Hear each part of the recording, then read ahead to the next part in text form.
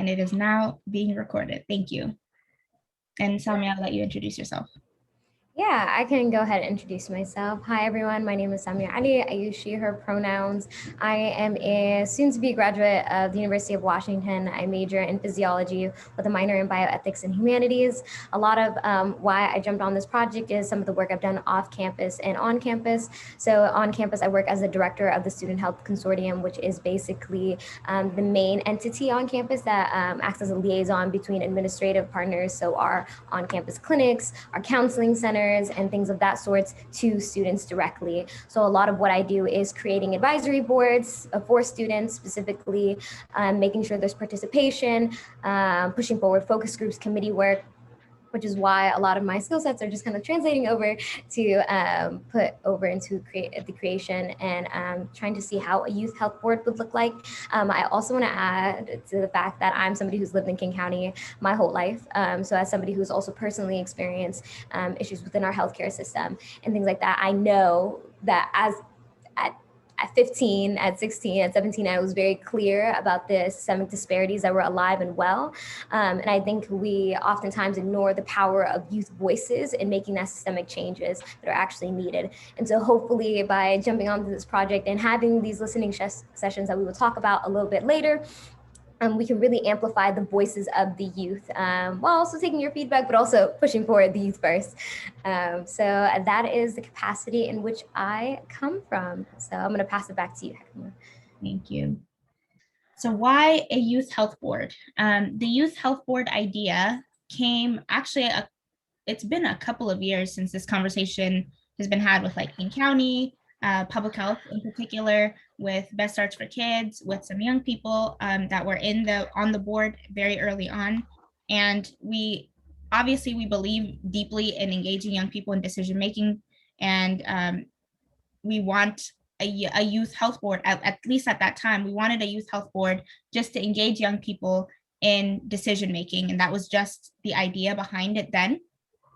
And we kind of started exploring the idea for a little bit, but then COVID hit and a lot of things changed in terms of this project, but also I think the urgency changed for this project, and then also just the state of our world changed. So the way we were functioning was a little different for us, for the members of the board, and for the Young Leaders Committee in particular.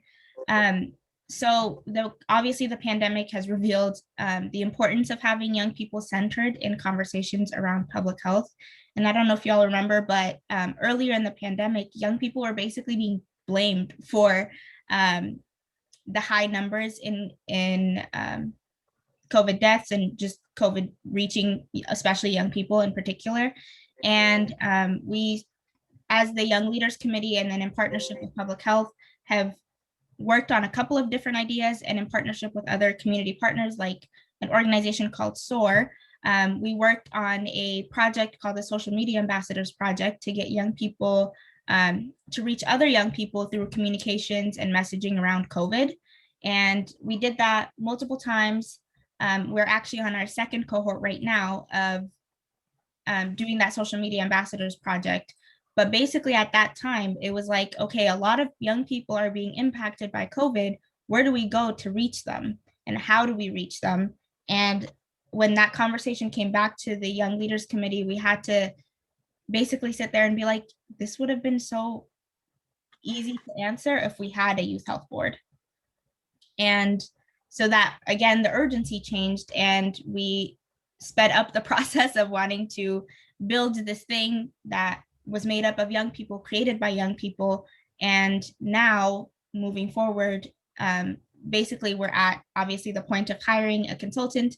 Thank you to some funding that we got from Public Health, and Samia will be leading listening sessions in the next couple of months with young people to help us shape what that, what that youth health board will look like. Yeah, as Hekima said, a lot of what the next few months are looking like are essentially, one, listening to what students what young people want to listen listening to what young people see as the major issues, both in our health systems, but also in a larger sense of what could be answered by a youth health board, trying to define a little bit of what that looks like, that structure. If folks are familiar with other health boards in the area, we have like the Somali Health Board, we have like the Vietnamese Health Board, and other health boards alike that are specifically for community groups. And those are shaped a little differently because those are, at that point, you're meeting professionals who are a little later in their career and stages in life. And so we wanted to see which ways, if we elicited more voices from youth, what could this actually be? What answers could be solved? What bills, what positions could be pushed forward? So that's why first step is listening. I think that is an important skill that is oftentimes ignored. So the way this is going to essentially be shaped is I would be, and we're going to talk about outreach a little later, but the listening session is essentially an open space of communication to talk about either frustrations about what hasn't been answered thus far, what they would want a board to look like, whether they want certain people on it, if they want liaisons back and forth to other communities and things of that sort. So that's just the first step, just listening to what the youth actually want. And during these listening sessions, again, I would like to thank everybody who was able to do this, was providing funding for actually the youth that are involved in this, right, who are participating in this listening session. It isn't enough to ask people to, one, give their labor, their time, their energy without compensating justly. And oftentimes we say, they're just youth, they should be, no, that is not okay. And that is something that we are not going to do. So youth that are participating in the listening session will be able to have a gift card. The point of the listening session is to create a final report. And so that is part of my job, to summarize the feedback from those listening sessions overall, to then create that youth health board in that structure, while also checking in and obviously getting feedback from both sorts. So as you can see, this is essentially the timeline we're working on. In terms of like time, the listening session is going to take up a larger chunk. One, making sure that we're outreaching to folks in the county properly, accessibility, considering time and things of that sort. And then the final report will come after all of that is complete. And yes, I think I hit the major milestones. If you can go into the next slide, we can talk a little bit about outreach strategies that we were discussing. So the main outreach strategies we were talking about is, one, of course, social media is an important one, especially during this time where it is, the pandemic is still upon us, where to put up posters and going to local libraries isn't as accessible anymore. Social media, especially Instagram and Facebook, has been a lot of what youth have been using to communicate, to pass on information. And so we want to make sure we're engaging in that sense. Schools have now, under Governor Inslee's rule, have open in person with restricted numbers. So we want to see if we can communicate to the proper schooling. For me personally, who acts as a tutor in a couple of high schools and middle schools, I would be passing on the information to local counselors and folks who are engaging with youth on a daily basis. And then youth programs. So though we don't see community centers and outreach programs, we still have programs like MESA and other things alike where they're still engaging online next to those school programs. So these are some of the outreach strategies that we have considered in making sure that youth are feeling included in this conversation. Of course, there are going to be some of those gaps. For example, we have to consider the accessibility of some students youth not being on social media, not engaging currently in that. Some schools who may be limited in capacity of what information they can pass on, what students are actually in the classroom. Youth programs probably being also limited, given to funding and things like that. So though these are our strategies, we are also aware that there are some setbacks that we have to consider when considering all this. And then we can go to the next slide. You want to add anything, Hekma? Yeah, I was just going to add that we will be, actually, before I say anything, we'll have the secret word put in the chat for this session. And the secret word is leadership, if you are tracking all of that. But I just wanted to add that, like, so it's super important to us it was super important to us, and it is, to make sure that we didn't just create a health board and say, okay, here, young people, figure it out, and I guess advise public health policies and just figure it out after it was created. We wanted to first make sure that young people wanted a youth health board. And obviously the young leaders committee is made up of young people on the board, but we don't represent the entire county. So it's really important to us to make sure that we're doing these listening sessions with young people from across the county, and then asking them, one, do you want a youth health board? Would that be something meaningful to you? Do you think you would want to engage in public health policies? Do you think you would want to advise the county on youth issues? And is that something that is of value to you? That's the first question we want to make sure we ask. Another one is, in what ways would you want to engage with the county? In what ways would you want to engage in with other young people from across the county? In what ways do you want to engage with providers like you all, or other youth programs that already exist?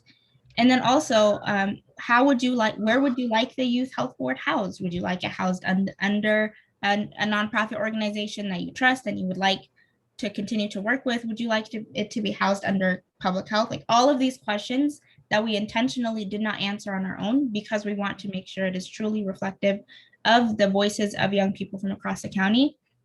So that the listening sessions are super important to us, not just to worry about the content of what they will be talking about, what the projects will be, but like the structure of it too, to make sure that they are getting full support throughout the whole process.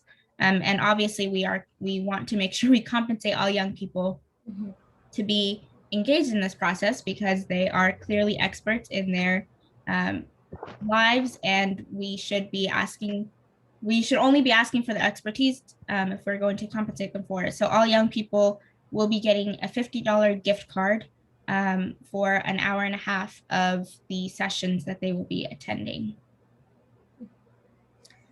I know that's a lot of information. So does anyone have any questions for us about what the Youth Health Board idea is, and what we have planned, what the listening sessions will look like, what our roles will look like? And also feel free to type it in the chat as well if you have those questions and you don't want to.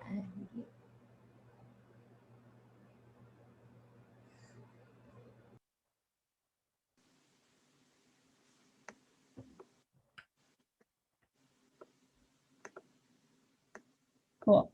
That means we're doing a great job. But if you do have questions, please feel free to put them in the chat. And I'm blinking a little bit because I'm having a terrible migraine, so I would appreciate some grace. But I think if people don't have questions, we can go to,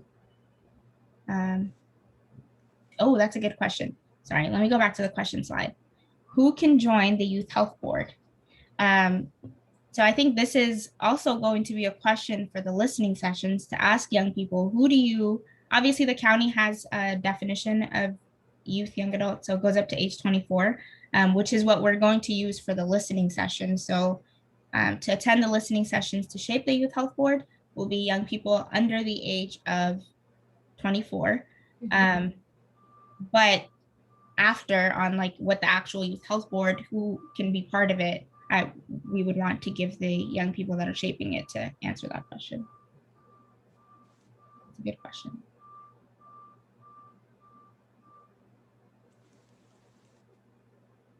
Cool.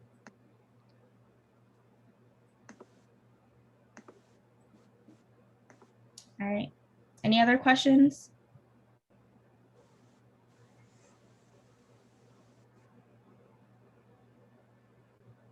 Perfect.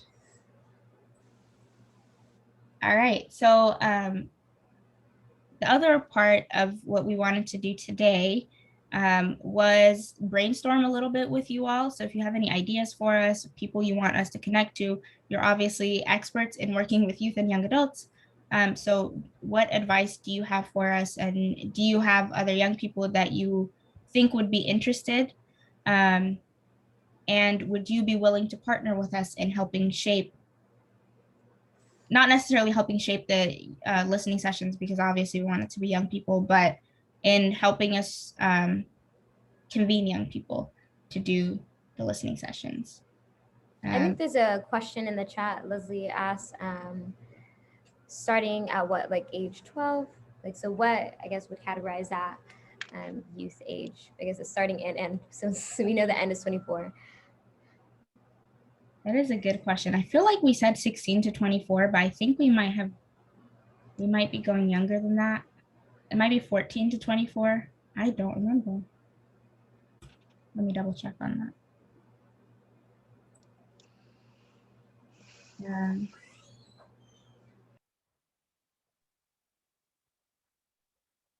yeah, I think I would assume that's a good question for us to clarify, but I would assume like late middle school, high school age plus.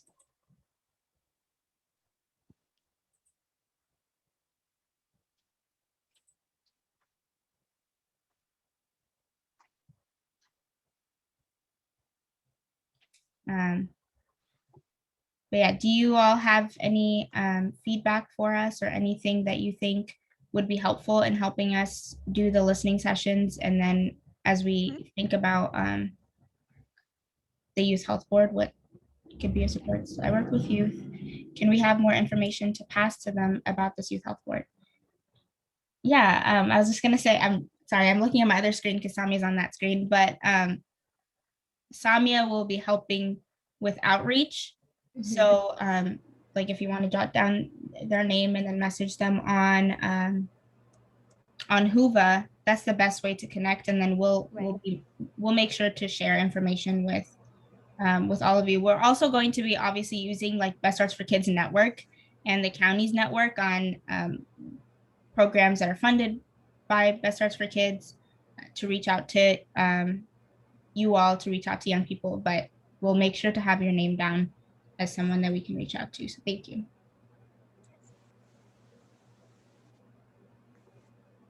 And also feel free if there's like any type of organizations you are aware of that are still like, engaging with youth online and things like that, and you want to pass their information, either for myself to like come in and describe it a little bit more, that please let me know. And that would also be some type of contact information. Even if you're volunteering or, you have a youth yourself that you also would like to include in this conversation. Yeah, like just feel free to drop names of organizations in the chat. Like doesn't have to be any one person for us to reach out to anything. But it would be especially helpful if it's like an organization that focuses on health or young people that are passionate about health. We obviously want to reach out to as many young people as possible, regardless of their interests. But those two in particular are people looking for.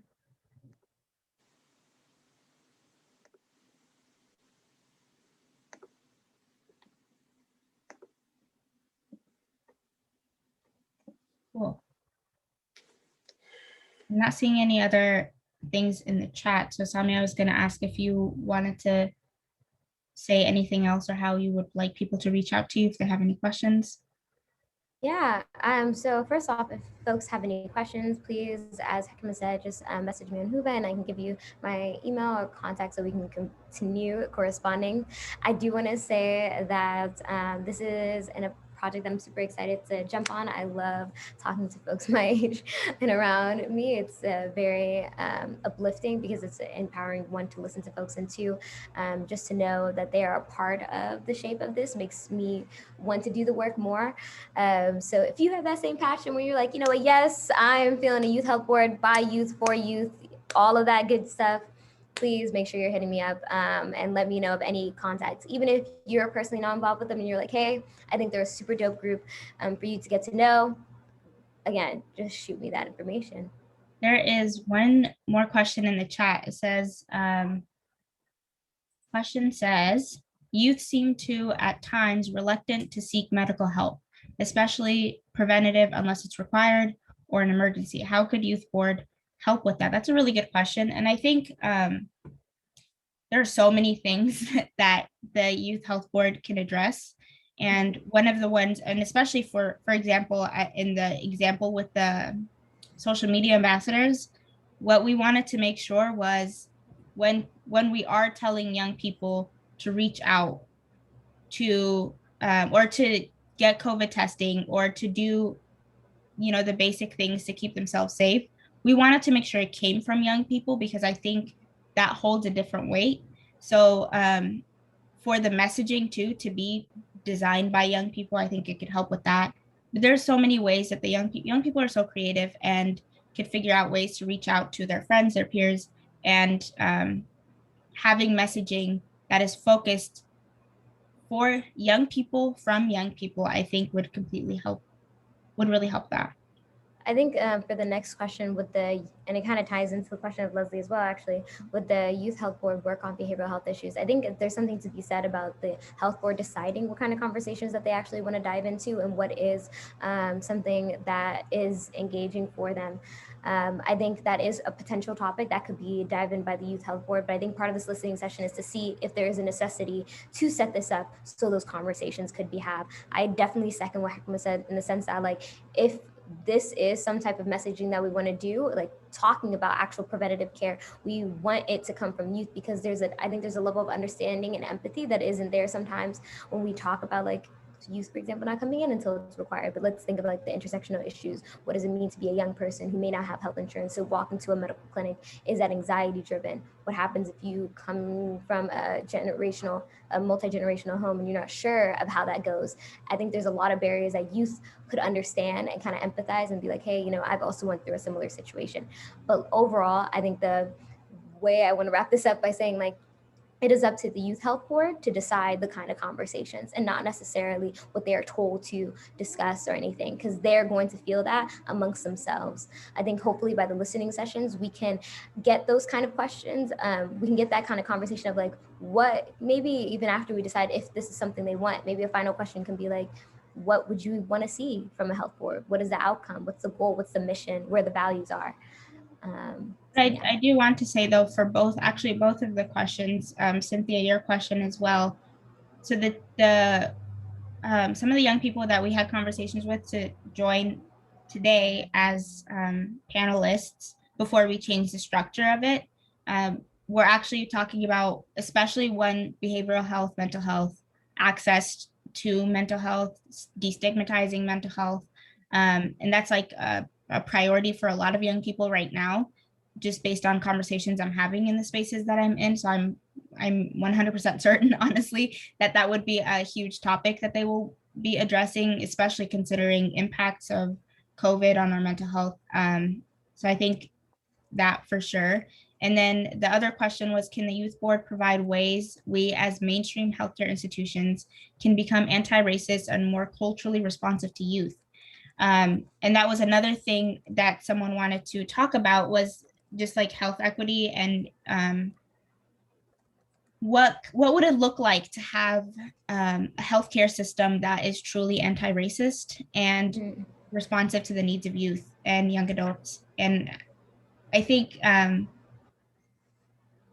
it's a big question, but that is something young people are already talking about in the communities are in, especially like youth activists or young people that are organizing around different issues are definitely talking about equity issues in the healthcare system, and they definitely want to address that too, at least from the conversation that I had one of the other young people.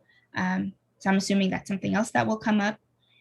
And also, I think I should have mentioned this earlier too. Obviously, we want to compensate young people right now for the listening sessions, but also as we stand up the Youth Health Board, that is something that is also a priority to us, to make sure that we can compensate them for their time, especially if they are addressing questions as big as that one, to figure out who are the people that we need to partner with to make sure that their expertise, the expertise of the young people, are, they're being compensated for that, for sharing that and supporting big organizations or big institutions. And I also want to say to those questions as well, is that, like, I think we have to give more credit to youth as well, of like that those conversations are already being had, right? Whether we create all we're doing is creating the structural systems where they're being supported in those conversations and they're flourishing. But I think to say that there isn't those kind of conversations, like about preventative care, behavioral health, mental health, right? Even about how to be racially conscious or culturally competent in healthcare systems, that's casual conversation a lot of time for a lot of youth in those resistance movements, because we are actively being engaged in that. And so I think what we're trying to do is, like, okay, what would it be beneficial now to have like a system, right?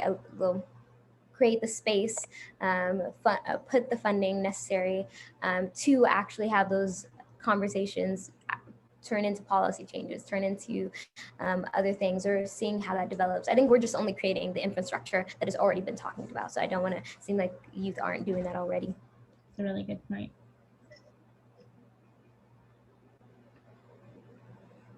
Any other questions for us before we wrap up? And again, the secret word was leadership. If you're tracking that.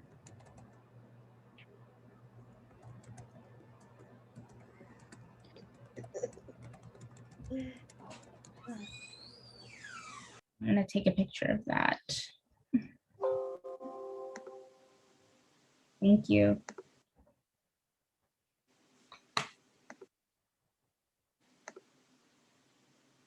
That's great. Thank you. And if you or anyone, to be honest, that's on this call, if you can think of young people that you think would be great for a listening session or for the Youth Health Board, or would be interested in talking to us about some of their ideas and concerns within public health in general in King County, please send us a message, either of us a message on Whova.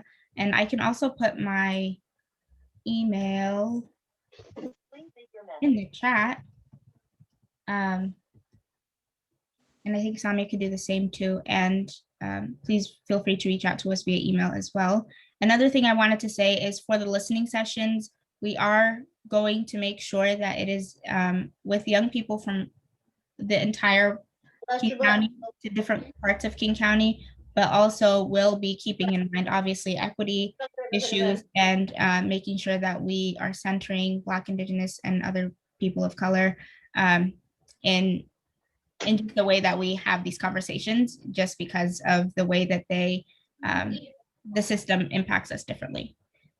A thought is to include a coalition model that brings from other groups. I would like to discuss further with you about other ways to partner. Yeah, Jackie, I will definitely reach out to you because in other work that I'm doing, create a youth voice network. So of young people, basically a coalition of young people from all of the different groups and all of the, whether that's like affiliated with an organization or just youth organizers in general, wanting to create a big network of that. That way, when things like this come up, we know where to go find and reach young people. And same for the Youth Bill of Rights project as well too. So yes, I'm gonna take a picture of your name again. Just so I don't lose it, and we'll definitely reach out so we can connect.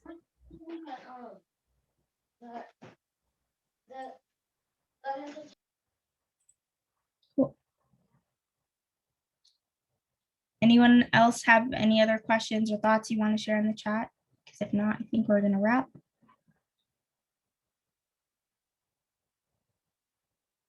Cool. Thank you so much for joining us today for this conversation about what our vision for a youth health board will look like or is going to look like in the next couple of months. And we're excited to share what Samia's report will be with